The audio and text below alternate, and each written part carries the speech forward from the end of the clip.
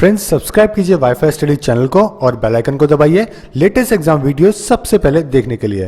Hello friends, welcome to WiFi study changing the way of learning. आज हम SSC CGL के previous year का paper का solution कर रहे हैं। वो पेपर है 28 अगस्त 2016 का शिफ्ट फर्स्ट का रीजनिंग सेक्शन हम आज सॉल्व करेंगे। इंपोर्टेंस तो आपको पता ही होगा। चलिए पहले क्वेश्चन पे चलते हैं।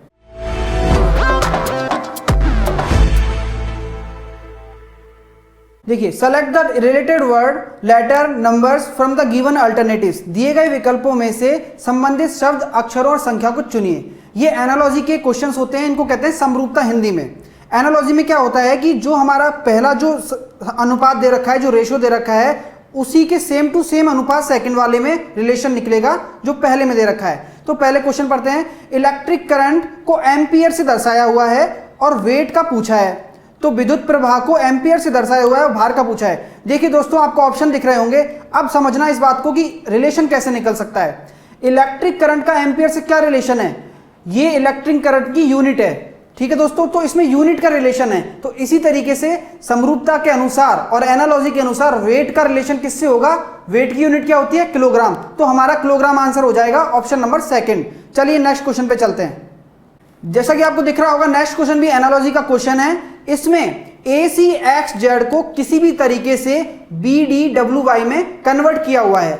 अब वो जो ऑपरेशन यहां परफॉर्म हुआ है वो ही समरूपता के अकॉर्डिंग CEVX में होने वाला है। देखिए दोस्तों, इसके सॉल्यूशन पे चलते हैं। चलिए देखिए, इस तरीके को ये अनुपात यहां पे लगाया हुआ था, मैंने इसको नीचे लिख दिया है। क्यों लिखा है? सबसे पहले आपको नंबरिंग के एक एक अल्फाबेट की याद होनी चाहिए। इससे आप एक एक सेकंड में क्वेश्चन करेंगे। मैं अभी आपको इसको डिक्टेट कर रहा हूं, लेकिन इसकी ट्रिक भी बताऊंगा कैसे आपको एक सेकंड में करना है। देखिए, A +1 हो रहा है, A से B में गया, 1 से 2 गया, ठीक है। 3 से 4 गया, +1 हो रहा है। 24 से 23 गया, 24 से 23 गया है, तो -1 हो रहा है इसमें। और 26 से 25 गया, इसमें -1 हो रहा है। अब आपको ये समझ में आ गया होगा कि 2 में तो +1 होगा आगे। ऑप्शन जो हमारा आंसर वाला है, इसमें 2 में +1 होने वाला है और इसमें -1 होने वाला है। देखिए दोस्तों, जिस तरीके से ये कोडेड है उसी तरीके से ये कोडेड होने वाला है। तो सबसे पहले आप एलिमिनेट करिए। तो सबसे पहले -1 किया तो W आ गया, इसका करेंगे तो U आ जाएगा। अब यहां देखिए, तो इसका +1 होगा क्योंकि हमें पता है यहां +1 होने वाला है। तो यहां पे आ जाएगा 6, और 6 किसका होता है? F का। और C D, तो DFUW हमारा आंसर हो जाएगा। डायरेक्टली आप क्वेश्चन का आंसर दे सकते हैं और इस तरीके से भी आप आंसर दे सकते हैं। चलिए नेक्स्ट क्वेश्चन पे चलते हैं। नेक्स्ट क्वेश्चन भी एनालॉजी है दोस्तों। अब देखिए, 37 को 65 बनाया है, किसी भी तरीके से बना सकता है, लेकिन आपको बस प्रैक्टिस से ये चीज आएगी कि कैसे बनाया है। तो आप समझने की कोशिश करिएगा कि 37 को 65 बनाया है और 50 को क्या बना सकता है। तो देखिए दोस्तों, 37 क्या होता है? 6 का स्क्वायर +1 होता है अपना 37।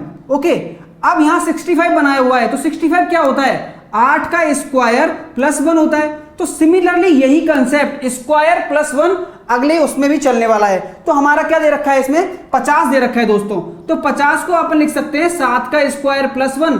अब यहां देखिए कि 2 का डिफरेंस है, 6 और 2 में किसका डिफरेंस है? +2 का।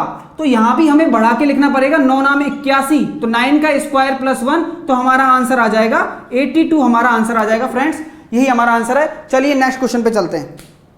Find the odd word letters number from the given alternative. निम्नलिखित प्रश्न में से दिए गए विकल्पों में से विषम शब्द, अक्षर या संख्याओं को चुनना है। ऑड वन आउट का क्वेश्चन है। ये भी अपन को एक जो अलग होता है, ऑड होता है, वो निकालना होता है आंसर में से। तो चलिए पहले क्वेश्चन की तरफ चलते हैं। इसमें कह रहा है कि पहला ऑप्शन थर्मामीटर, बैरोमीटर, डायामीटर और हाइग्रोमीटर।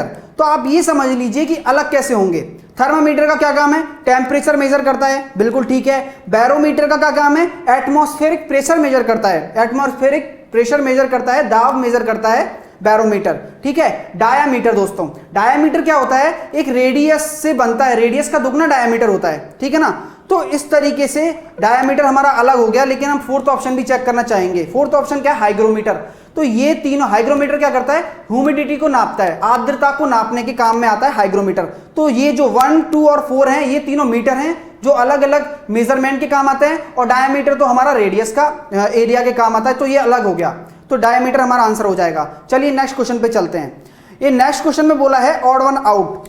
ठीक है, इसमें भी हमें ऑड वन आउट निकालना है। ठीक है दोस्तों, ये ऑड वन आउट का है, मैं इसको आपको इसलिए डिक्टेट कर रहा हूं क्योंकि किस तरीके से हमें आंसर देना ये जरूरी है जानना, क्योंकि हमें 18 या 15 मिनट में क्वेश्चन अटेम्प्ट करने हैं रीजनिंग के 25। तो किस तरीके से करेंगे, देखिए आप नंबरिंग तो हर अल्फाबेट की रट लीजिए, क्योंकि 5 क्वेश्चन आते हैं इसके नंबरिंग के, अल्फाबेट की नंबरिंग के 5 क्वेश्चन आते हैं और नंबरिंग से हमारा आंसर साफ साफ दिख जाएगा। तो नंबरिंग के लिए मैंने कोडिंग डिकोडिंग का एक वीडियो बनाया है वेस्ट ट्रिक के नाम से, आप इसको देखें और डेफिनेटली मैं आपको बता रहा हूं याद हो जाएगा। तो देखिए इस क्वेश्चन को कैसे करेंगे, यहां नंबरिंग की मैंने, नंबरिंग तो आपको याद होनी चाहिए, फटाफट से आप नंबरिंग कर दी। तो आप देखिए 6 + 4 करेंगे तो 10 आ रहा है, 17 और 4 करेंगे तो 21 आ रहा है, 12 और 4 करेंगे तो 16 आ रहा है, तो 19 और 4 करेंगे तो क्या आना चाहिए, 23 आना चाहिए, लेकिन 24 आ रहा है। तो ये हमारा ऑड वन आउट हो गया, तो हमारा आंसर हो जाएगा XS। ठीक है, चलिए दोस्तों नेक्स्ट क्वेश्चन पे चलते हैं। जैसा कि आपको क्वेश्चन दिख रहा है, इसमें भी हमें ऑड वन आउट निकालना है। तो अगर इस तरीके के कोई नंबर आ जाएं तो सबसे पहले मैं आपको एक सलाह दूंगा कि आप डिफरेंस निकाल लें। तो डिफरेंस निकालने से हमारा सीधा आंसर आ जाएगा। देखिए मैं आपको बताता हूं कि 46 और 52 में कितना डिफरेंस है, 6 का डिफरेंस है। 56 और 62 में कितना डिफरेंस है, 6 का डिफरेंस है दोस्तों। 66 और 72 में कितना डिफरेंस है, 6 का डिफरेंस है। अब फोर्थ ऑप्शन पे चलते हैं। फोर्थ ऑप्शन में 76 और 84 में कितना डिफरेंस है, 8 का डिफरेंस है। तो बस यही ऑड वन आउट हो गया। आप एक एक सेकंड में आंसर दे सकते हैं फ्रेंड्स। चलिए नेक्स्ट क्वेश्चन पे चलते हैं।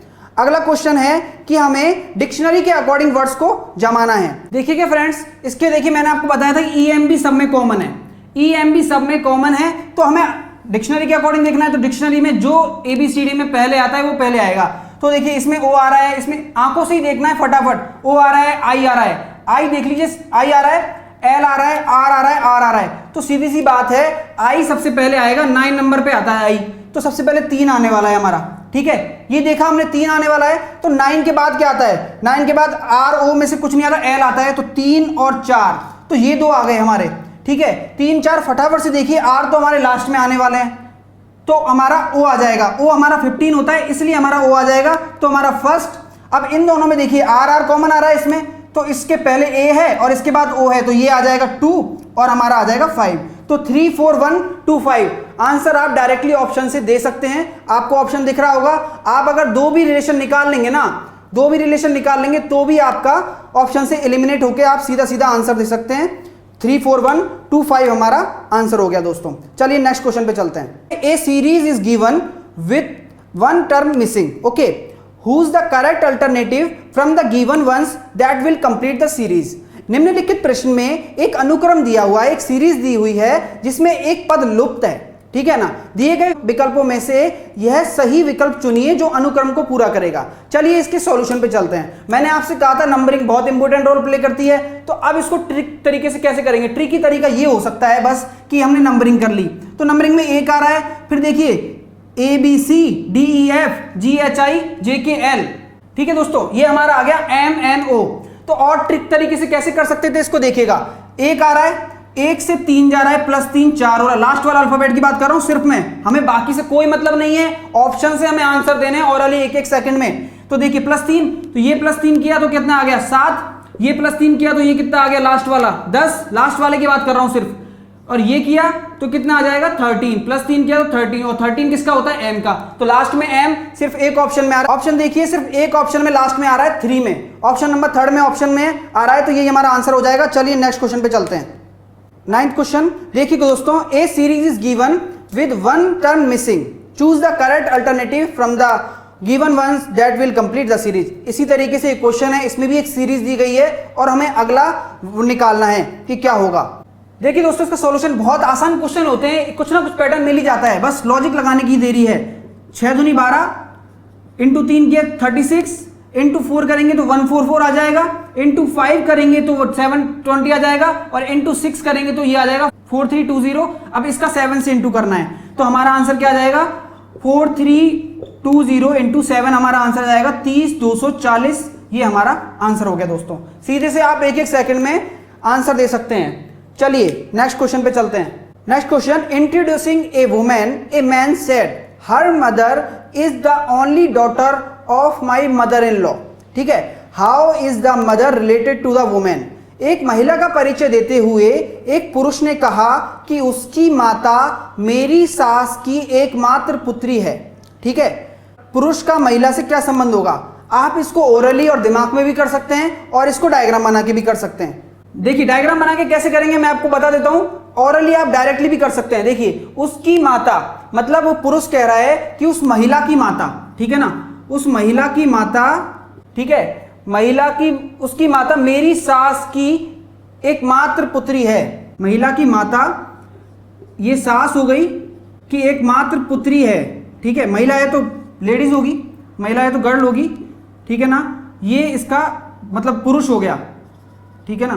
तो देख लीजिए अगर ये इसका एकमात्र पुत्री है तो ये इसकी मां हुई, ये इसकी मां है, और इसकी सास की एकमात्र पुत्री है, तो देखिए ये बाप बेटी का संबंध हो गया, तो फादर हो गया। दोस्तों डायग्राम बना के आप सीधे सीधे देख सकते हैं, ये रिलेशन चला जाएगा कि ये कह रहा है कि पुरुष महिला से किस प्रकार संबंधित है, पुरुष फादर हो जाएगा। इसके अलावा कोई रिलेशन नहीं, आप इसको माइंड से भी कर सकते थे। चलिए नेक्स्ट क्वेश्चन पे चलते हैं।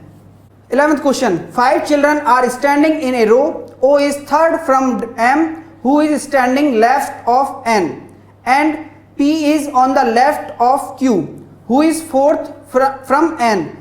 What is the position of P from right? देखिए दोस्तों ये क्वेश्चन एसएससी का गलत क्वेश्चन था और ये एसएससी ने बोनस किया था। इसमें Q who is fourth from N है ना, ये सेकंड आएगा दोस्तों। इसको मैंने सही करके इसका आंसर देने के लिए सही किया है और इसका आंसर भी चेंज आएगा, ठीक है ना। तो 5 बच्चे एक पंक्ति में खड़े हैं, ठीक है, ओ एम से तीसरा है जो एन के बाईं ओर खड़ा है, ठीक है ना, ओ एम से तीसरा है जो एन के बाईं ओर खड़ा है, पी क्यू के बाईं ओर है जो एन से चौथा है। दाईं ओर से पी का स्थान कौन सा है? तो जो एन से चौथा है ना उसमें एन से दूसरा आएगा, तभी ये क्वेश्चन सॉल्व हो पाएगा, ठीक है दोस्तों। इसका सॉल्यूशन देखते हैं। ये कंडीशंस बन जाएंगी हमारी, क्योंकि हमें पता नहीं है कि ये डायरेक्शन उधर की ऊपर की तरफ नॉर्थ की तरफ है या साउथ की तरफ है, तो हम कुछ कह नहीं सकते, तो इतनी सारी कंडीशन लेके चलनी पड़ेंगी। तो देखिए जो एन के बाईं ओर है, तो इसमें लिखा है एम है ना, एन के बाईं ओर है, एन के बाईं ओर हो गया एम, ठीक है, एन के बाईं ओर हो गया एम, ठीक है। ये हो नहीं सकता, इसका मतलब क्या, तो फिर ये होगा नहीं, तो एन के बाईं ओर है एन, ठीक है। तो ये हो गया हमारा, ये एलिमिनेट हो गई कंडीशन, ये कंडीशन चल रही है, ये भी कंडीशन चल रही है। अब आप देखना दोस्तों, इसने कहा है पी क्यू के बाईं ओर है, पी क्यू के बाईं ओर होगा ना, तो पी क्यू के बाईं ओर की कोई, इन दोनों में कोई कंडीशन नहीं बन रही, क्योंकि पी और क्यू के लिए स्पेस ही नहीं है, यहां पे देख सकते हैं आप। तो ये भी दोनों एलिमिनेट हो गए, है ना। तो ये हमारा बचा है कंडीशन, पी क्यू के बाईं ओर है, क्यू के बाईं ओर है पी, तो ये हमारे आंसर आ जाएगा दोस्तों, सिर्फ ये आंसर आ जाएगा। कंडीशन सारी लगा के देखिए हमने, सेटिस्फाई कौन सी हुई, ये सेटिस्फाई हुई। तो हमारा क्या पूछा है, दाईं ओर से पी का स्थान हो जाएगा फर्स्ट, सेकंड, थर्ड, फोर्थ, तो हमारा आंसर आ जाएगा फोर्थ, इसका प्लेस होगा दाईं ओर से। दोस्तों इजीली हमने आंसर ले लिया, क्वेश्चन गलत था इसलिए इतनी सारी कंडीशन बनानी पड़ी, ठीक है। अगले क्वेश्चन पे चलते हैं। देखिए दोस्तों ये बहुत आसान क्वेश्चन होते हैं, आपको देखते ही आंसर देना है इनका। From the given alternative words select the word which can not be form using the letter of given words. निम्नलिखित विकल्पों में से वह शब्द चुनिए जो दिए गए शब्द के अक्षरों का प्रयोग करके नहीं बनाया जा सकता। अब इंटेलिजेंस को एक नगाह में पूरा देख लीजिए, INTELLIGNC हो रहा है, ठीक है, GNC हो रहा है। अब देखिए जेंटल में कुछ ऐसा वर्ड है जो इंटेलिजेंस में नहीं हो, बिल्कुल सारे वर्ड हैं दिख रहे हैं। टीन में देखिए TEEN है, 2 E भी हैं और T भी है और N भी है, ठीक है। अब देखिए ग्रीन में R आ गया दोस्तों, देखिए R इंटेलिजेंस में नहीं है तो यही नहीं बन सकता, यही हमारा आंसर है। डायरेक्टली आप आंसर दे सकते हैं। चलिए नेक्स्ट क्वेश्चन पे चलते हैं। नेक्स्ट क्वेश्चन दे रखा है कोडिंग डिकोडिंग है। मैंने कहा था कि नंबरिंग इतनी काम आने वाली है, आप याद कर लें। देखिए got is coded as HPVU, then how will frog be coded as. यदि गॉट को GOAT को किसी कोड में HPVU लिखा जा सकता है तो फ्रॉग को क्या लिखेंगे? ओके फ्रेंड, इसका सॉल्यूशन देखते हैं। देखिए मैंने आपसे कहा था नंबरिंग कितनी इंपॉर्टेंट है। अब देख इनका आंसर बहुत आसान तरीके से आ जाता है, क्योंकि हमें समझ में आ जाता है कि हो क्या रहा है। कोडिंग कैसे हो रही है, 7 का +1 किया है तो 8 बन रहा है, 15 का +1 किया है 16 बन रहा है, सब में +1 हो रहा है। आपको फटाफट से ऑप्शन में देख के आंसर देना है। तो 6 का हो जाएगा 7 होता है G, 19 R18 का हो जाएगा R19 हो जाएगा S, ठीक है, 16 हो जाएगा P और 8 हो जाएगा H। तो GSPH हमारा आंसर आ जाएगा। आप नंबरिंग याद कर लीजिए, मैंने बार बार बोल रहा हूं कि हमने एक प्लेलिस्ट में वीडियो बनाई है, बहुत अच्छी वीडियो है, आप देखिएगा उसको। चलिए नेक्स्ट क्वेश्चन पे चलते हैं। ये क्वेश्चन है, वहां आपको विजिबिलिटी सही नहीं दिख रही होगी, तो चलिए इस क्वेश्चन का आंसर करते हैं। अगर ये कोडेड दी होती है कि भाई एट द रेट को प्लस लिख दिया, प्लस मतलब ये जो साइन है इसको माइनस लिख दिया, ए को डिवाइड लिख दिया, थीटा को मल्टीप्लाई लिख दिया, यहां पुट करना है बस वैल्यू, और बोर्ड मास की तरह सॉल्व करना है। ये ध्यान रखना है बस कि वी बोर्ड मास की तरह ही सॉल्व करना है। तो आप वैल्यू पुट करेंगे, ए की क्या थी 8900, ए क्या है हमारा डिवाइड 100, ये क्या है माइनस इंटू 5, थीटा क्या है हमारा मल्टीप्लाई 4, फिर से इस साइन का हो जाएगा -1 to 1, ओके। ए का क्या है डिवाइड। अब इसको बोर्ड मास की तरह सॉल्व करना है अपन को। कैसे करेंगे देखिएगा, डिवाइड परफॉर्म होगा, फर्स्ट कौन परफॉर्म होगा, डिवाइड परफॉर्म होगा। तो यहां से आ गया 11 निकल के माइनस, अब यहां से क्या आ जाएगा 89 निकल के, ठीक है आपको दिख रहा होगा 89 निकल के आ रहा है, वहां से -11, अब 5 चौका 20 -20 -11, तो इसको जब सॉल्व करेंगे हमारे पास क्या आ जाएगा 31 माइनस हो रहा है 89 से, तो हमारे पास आंसर आ जाएगा 58 हमारा आंसर आ जाएगा। फ्रेंड्स आप ऑप्शन में दे सकते हैं 58 हमारा आंसर है, ऑप्शन नंबर फर्स्ट देखिए 58 हमारा आंसर हो गया। चलिए नेक्स्ट क्वेश्चन पे चलते हैं। Some equations are solve on the basis of a certain system on the same basis, find out the correct answer from among the 4 alternatives to the unsolved equation. हमें unsolved equation दी हुई है, देखिए 1 multiply लगाया हुआ है, लेकिन जरूरी नहीं है मल्टीप्लाई परफॉर्म होगा दोस्तों, इसने साफ साफ बोल रखा है कि कोई सर्टेन सिस्टम है, तो हमें मल्टीप्लाई पे ध्यान नहीं देना है। तो 1 मल्टीप्लाई 2 मल्टीप्लाई 3 बराबर 2 3 1 दे रखा है, 3 मल्टीप्लाई 4 मल्टीप्लाई 5 बराबर 4 5 3 दे रखा है। अब इस तरीके से हमें करना है, तो आप देखिए 1 2 3 को क्या लिखा है इसने 2 3 1 लिखा है, मतलब सेकंड वाले को पहले लिखा है, थर्ड वाले को सेकंड पे लिखा है, फिर फर्स्ट लिखा है, ठीक है। अब इसी तरीके से 3 4 5 को क्या लिखा है 4 5 3 लिखा है, तो हमारा आंसर सीधा सीधा हो जाएगा 6 7 5 हमारा आंसर हो जाएगा। आप डायरेक्टली आंसर दे सकते हैं ऑप्शन देख के ही, ठीक है। चलिए नेक्स्ट क्वेश्चन पे चलते हैं। Select the missing number from the given alternatives, दिए गए विकल्पों में से लुप्त अंक को ज्ञात करना है। तो फ्रेंड्स आपको मैट्रिक्स दी गई है, मैंने बना दी है, देखिए सॉल्यूशन देखते हैं इसका। देखिए फ्रेंड्स ये इसकी मैट्रिक्स है। अब मैं आपको एक पर्सनली बताना चाहूंगा कि जहां नंबर ज्यादा होना उस कॉलम में, मतलब उस रो में, अगर यहां पे कुछ ज्यादा होता 14 16 यहां होते, तो उस कॉलम या उस रो में ऑपरेशन परफॉर्म करना है फ्रेंड्स।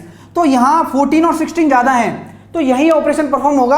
अब कैसे होगा ये देखते हैं, कुछ भी लॉजिक लग सकता है फ्रेंड्स, इवन अपन को पता नहीं रहता है कि एग्जाम में कौन सा लॉजिक लगेगा, लेकिन लगाना है। तो देखिए किस तरीके से करेंगे कि हमें 14 बनाना है, तो मैं 4 × 3 करता हूं, 12 आ रहा है, 3 × 6 नहीं बन रहा है दोस्तों, ठीक है। तो अब क्या करें कि 14 बन जाए। 14 बनने के लिए मैं करता हूं, देखिए 4 × 2 करते हैं, फर्स्ट कॉलम में क्या करते हैं हम 4 × 2 करते हैं, प्लस 3 × 6 करते हैं, 3 × 2 करते हैं, ठीक है। तो 8 + 6 बन गया ना 14। अब क्या पता ये अगले में लग रहा है नहीं लग रहा, चेक करते हैं। 3 × 2 करिया, 3 × 2 किया हमने, और 5 × 2 किया, तो ये आ रहा है हमारा 16। दोस्तों ये हमारा सही लगा है लॉजिक। तो देखिए इसका आंसर क्या हो जाएगा 6 × 3 प्लस 4 × 3, 30 हमारा आंसर हो जाएगा दोस्तों। 18 और प्लस 12 जोड़ेंगे तो 30 आने वाला है, तो 30 हमारा आंसर हो जाएगा। चलिए नेक्स्ट क्वेश्चन पे चलते हैं। 17 question, Rajneesh started walking towards north, he took a left turn after walking 20 meter, he again took a right turn after walking 30 meter, which direction is facing now? okay, Rajneesh ने उत्तर की ओर चलना शुरू किया, वह 20 मीटर चलने के बाद बाएं मुड़ गया, और 30 मीटर चलने के बाद वह फिर दाएं ओर मुड़ गया। अब इस समय वो किस दिशा में अपना चेहरा करके चल रहा है। चलिए क्वेश्चन का सॉल्यूशन देखते हैं। देखिए रजनीश है यहाँ पे, ठीक है, रजनीश को आर डिनोट करिए, एग्जाम में फटाफट करना है। रजनीश उत्तर की ओर चलना प्रारंभ करता है, उत्तर की ओर चला, नॉर्थ चला, ये हमारा साइन कन्वेंशन मतलब डायरेक्शन कन्वेंशन आप लिख लेना एग्जाम में, जिससे आपको कंफ्यूजन ना हो। तो ये होता है, तो नॉर्थ चला है, उसके बाद वह 20 मीटर चलने के बाद बाएं मुड़ा। तो नॉर्थ कितना चला था वो 20 मीटर चला, उसके बाद बाएं मुड़ा। देखिए ऐसे चला, राइट इसका ये, लेफ्ट इसका ये है, तो लेफ्ट गया, ठीक है। तो लेफ्ट कितना गया है 30 मीटर चलने के बाद वह फिर दाएं मुड़ा है, दाएं। अब ये ऐसे खड़ा है दोस्तों, जैसे मैं इमेजिन करता हूं वैसे आप भी इमेजिन करिए। ये ऐसे खड़ा है, इधर की तरफ जा रहा है, तो इसका राइट ऊपर की तरफ होगा ना, तो ऊपर की तरफ जा रहा है, तो ये कौन सी डायरेक्शन है हमारी, नॉर्थ, तो नॉर्थ हमारा आंसर हो जाएगा डायरेक्टली। चलिए अगले क्वेश्चन पे चलते हैं। देखिए ये अगला क्वेश्चन है जो आपको दिख रहा होगा कि बहुत छोटा है, मुझे लगता है प्रॉब्लम हो रही होगी, लेकिन समझिए सिलोगिज्म का क्वेश्चन है, इसमें स्टेटमेंट और कंक्लूजन दिए गए हैं। तो चलिए इस क्वेश्चन के सॉल्यूशन कुछ देखते हैं। स्टेटमेंट दिया हुआ है, देखिए दोस्तों स्टेटमेंट बनाना है पहले हमें। स्टेटमेंट है हमारा सभी पुस्तक, जो इस पहला स्टेटमेंट है सभी पुस्तक वृक्ष हैं। तो देखिए ऐसे आपको बनाना है कि पुस्तक ले लीजिए, सभी पुस्तक क्या हैं, वृक्ष हैं, ठीक है। जैसे जैसे बोल रहा है वैसे वैसे आपको बनाना है। और सभी वृक्ष शेर हैं, तो जितने भी वृक्ष हैं, जितने भी ये अपने ट्रीज हैं, जितने भी हैं, ये कितने क्या हैं, शेर हैं, लायन हैं, ठीक है। ये है हमारे शेर, ठीक है, लायन जो भी है, ये हो गया ट्री, ये होगी बुक, ठीक है। तो अब हमारे कंक्लूजन हमें देखने हैं। तो पहला कंक्लूजन क्या है, मैं आपको बोल के बताता हूं कि सभी पुस्तकें शेर हैं। तो अब देखना पहला कंक्लूजन क्या था, सभी पुस्तकें शेर हैं। देखिए सभी पुस्तक अंदर हैं और शेर पूरे, मतलब शेर का ये एरिया है, ये एरिया शेर का है और पुस्तक अंदर है, तो सभी पुस्तकें शेर हैं, बिल्कुल ठीक है। दिख रहा होगा आपको वेन डायग्राम से कि सभी पुस्तक शेर के अंदर आ रही हैं, ठीक है ना। तो ये पहला सही हो गया।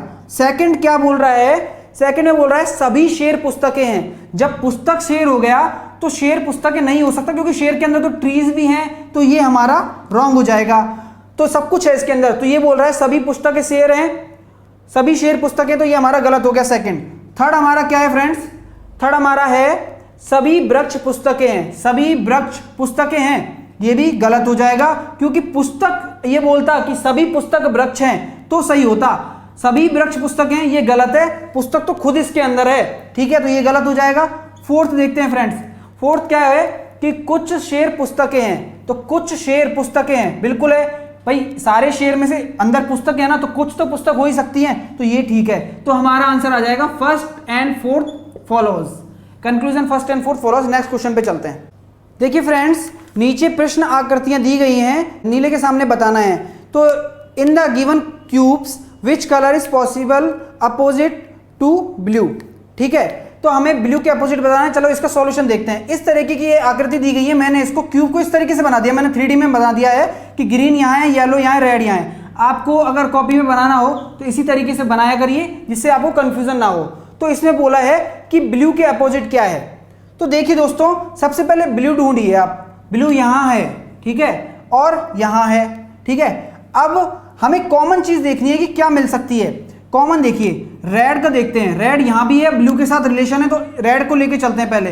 तो रेड से हम क्लॉकवाइज गए, ठीक है, तो रेड से क्लॉकवाइज की रेड येलो आया, ठीक है, रेड येलो आया और ग्रीन आया। आपको चीज समझ में आ गई कि रेड से क्लॉकवाइज गए। अब हमें ब्लू का रिलेशन निकालना है ना, तो रेड का संबंध ब्लू से हो ऐसा देखते हैं। तो इसमें रेड का संबंध भी ब्लू से, इसमें भी है, ठीक है, तो कोई सा भी ले लीजिए। तो मैं ये वाला लेता हूं, रेड को फिर मैं ब्लू से क्लॉकवाइज चला गया, तो रेड को मैंने रेड के नीचे लिख दिया, फिर मैं ब्लू को लिखूंगा और फिर मैं वायलेट को लिखूंगा, ठीक है। अब ये चीज आप लगाइए कि देखिए रेड के बगल में ब्लू है ना, तो रेड के बगल में ब्लू है, तो रेड के साथ येलो भी साथ था, तो येलो और ब्लू आपस में अपोजिट होंगे फ्रेंड्स। ये आपको देखना पड़ेगा कि रेड के पास में येलो है और रेड के पास में ही ब्लू है, तो ये पॉसिबल नहीं है ना। अगर एक दूसरे के अपोजिट होंगे तभी ये पॉसिबल हो सकता है। आप डायरेक्टली इसको देख के आंसर दे सकते हैं, इन कंक्लूजन और इन ऑप्शंस की जरूरत ही नहीं है, इन क्यूब्स की आप इसका आंसर डायरेक्टली भी दे सकते हैं। तो इस तरीके से आप देखिए येलो के अपोजिट ब्लू आ गया अपना, ठीक है ना। चलिए नेक्स्ट क्वेश्चन पे चलते हैं।